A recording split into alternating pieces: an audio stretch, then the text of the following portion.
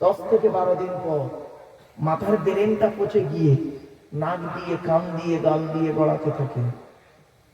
18 থেকে 20 দিন পর পেটটা ফেটে যায়, পোকায় তৈরি হয়। 2 মাস পর সমস্ত চামড়া মাংস পোকায় খেয়ে নেয়। 1 বছর পর টোটাল চামড়া মাংস পোকায় খেয়ে নেয়, ফ্রেমটা পড়ে থাকে। 1 বছর পর হাড়গুলো আলাদা হয়। 2 বছরের মধ্যে দেহের কয়েক কটা হাড় ছাড়া সব পোকায় খেয়ে নেয়। কোথায় গেল সুলতানপুরের যুবকদের দেহ? ও যুবতী নারীরা, কোথায় গেল তোমাদের সুন্দরী দেহ? মনে রেখো, মাটির দেহ মাটি হবে, পুড়ে হবে ছাই। এ দেহ পচা দেহ, গরম কিসের ভাই?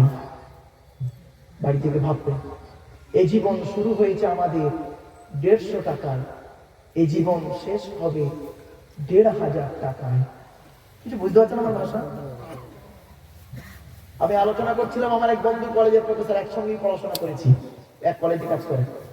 তো আমার সামনে বসে লেকচার শুনছে। তা আমি লেকচার দিতে দিতে বলেছি, এ জীবন শুরু হয়েছে আমাদের 150 টাকা, এ জীবন শেষ হবে 1500 টাকা। তখন উনি বলছেন, আচ্ছা ভাই, কি করে হলো? আমি প্রফেসর, আমার বউ প্রফেসর, আমার বাপ প্রফেসর, মা প্রফেসর। তা আমরা বাড়িতে 4 জন কলেজে কাজ করি। তা 4 জনের মাইনে 1 মাসে 5 লাখ টাকার উপরে হয়। আর আপনি বললেন এই জীবন শুরু হয়েছে 150 টাকায়, এই জীবন শেষ হবে 1500 টাকায়। কতগুলো মানুষের সামনে এইভাবে ওকে বুঝিয়েছিলাম, আজও আপনাদের বলে যাচ্ছে, বাড়ি থেকে ভাববেন। বলেছিলাম, বন্ধু, যেদিন মায়ের পেট থেকে এসেছিলেন সেদিন সব থেকে দামি কাপড়টা কে কিনে দিয়েছিল? তা বলছে আমার আব্বা। আমি বললাম কত দাম ছিল? বলছে 1 থেকে 150 টাকা। আমি বললাম নিজে পড়তে পেরেছিলে? বলছে না, অন্যেই পরিয়ে দিয়েছে। আল্লাহ বলছে, আব্দুল্লাহ বিন মারুফ জীবনের প্রথম কাপড়, তার দাম 150 টাকা, নিজে পড়তে পারলি না, অন্যেই করে পরিয়ে দিল। এ জীবন শুরু হলো তোর 150 টাকায়। আর যেদিন তুই মারা যাবি, তোর লাশটা যদি পাওয়া যায়, যে কাপড়টা তোকে পরানো হবে তার দাম হবে 1 থেকে 1500 টাকা। নিজে পড়তে পারবি না, অন্যেই পরিয়ে দেবে। কি দাঁড়ালো?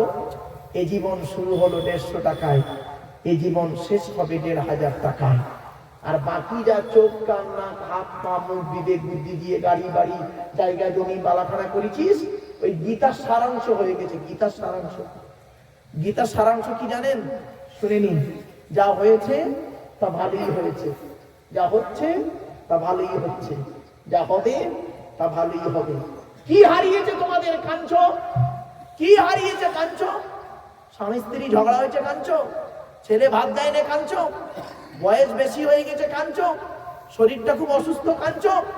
ব্যবসায় লস হয়ে গেছে, কাঁদছো? যা নিয়েছো এই পৃথিবী থেকেই নিয়েছো, যা দিয়েছো এই পৃথিবীতেই তুমি দিয়েছো। যেটা তোমার আজকের আছে, গতকাল সেটা অন্যের ছিল, আজ তোমার আছে। তুমি আজ মারা যাও, আগামীকাল সেটা অন্যের হয়ে যাবে। জ্ঞানীগুলি বুদ্ধিজীবী মানুষ বাড়ি থেকে ভাববে। চলুন, এতক্ষণ আপনাদেরকে আল্লাহর সৃষ্টি নিয়ে কথা বলতে গিয়ে 2-4টে কথা বলে ফেললাম বাবা, অনেক অসুবিধা করে ফেললাম না? আর একটু হবে না বন্ধ করে দেবো? আপনারাই বলেন, আর একটু হবে না বন্ধ করে দেবো? হবে? একবার তাকবীর, নারায়ে তাকবীর, নারায়ে তাকবীর। একবার দরুদ শরীফ, আল্লাহুম্মা সাল্লি আলা